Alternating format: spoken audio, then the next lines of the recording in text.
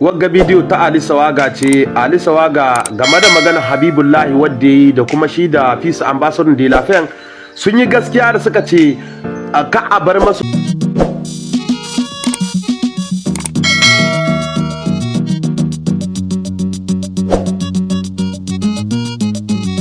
suka ya zo cikin Niger yayi wa'azi saboda yana raba kanin al'umma. Haka ne. Masu suka shi ya yarda da alkur'ani kadai, in ka ce mai Abubakar ya ce kaza sai ya ce bai sani ba, Umar ya ce kaza sai ya ce bai sani ba, Usman bin Affan ya ce kaza sai ya ce bai sani ba, Ali ibn Abi Talib ya ce kaza sai ya ce ma bai sani ba, saboda wani dalili. Amma in ka ce mishi Zaid ibn Harisa sai ya ce ma ya san Zaid ibn Harisa, shi Zaid ibn Harisa Allah ya kira cikin alkur'ani. Amma kuma bisa ga wani dalili Allah ya kira Zaid ibn Harisa cikin alkur'ani. Mu Ali Sawaga yan Niger ba jahilai bane, matasan Niger.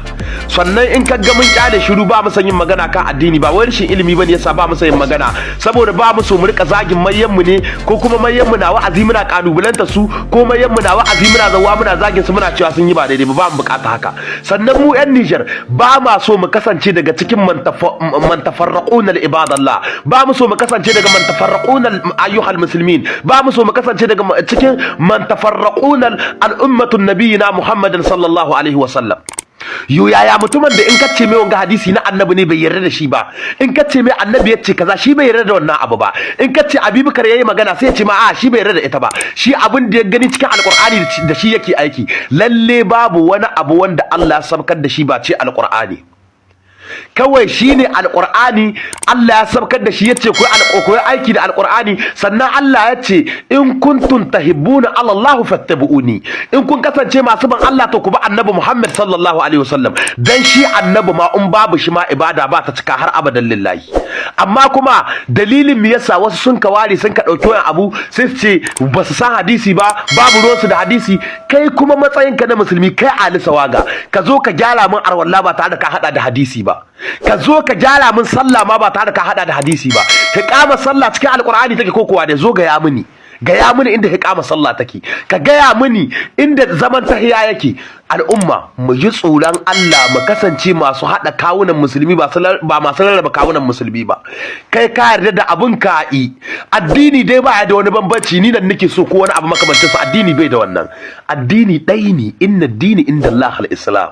Wallahi kuma Allah ya ce in kuntum tahibbuna Allah fattabi'uni, sai kun bi Allah ku bi manzon Allah za ku samu aljanna, sai kun bi Allah kun bi manzon Allah imanin ku zai cika. Dan ka shekara kana ashhadu Allah ilaha illallah, ashhadu Allah ilaha illallah, matukar baka ce ashhadu anna muhammadar rasulullahi ba sallallahu alaihi wasallam, to kana cikin wahala.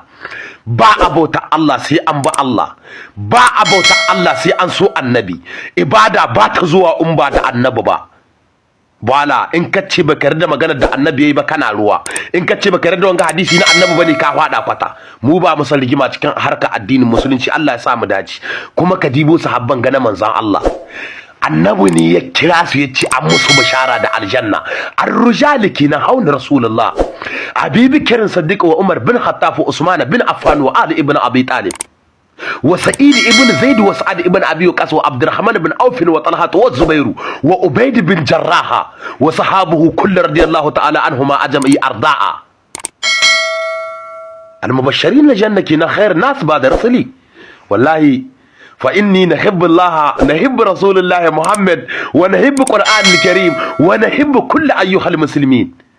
والله فإني لا تفرقون العباد الله ولا نتفرقون الأمة نبي محمد. Voilà, danka al'umma mu ji tsoron Allah cikin addinin mu bauta tama Allah bil haqqi da gaskiya.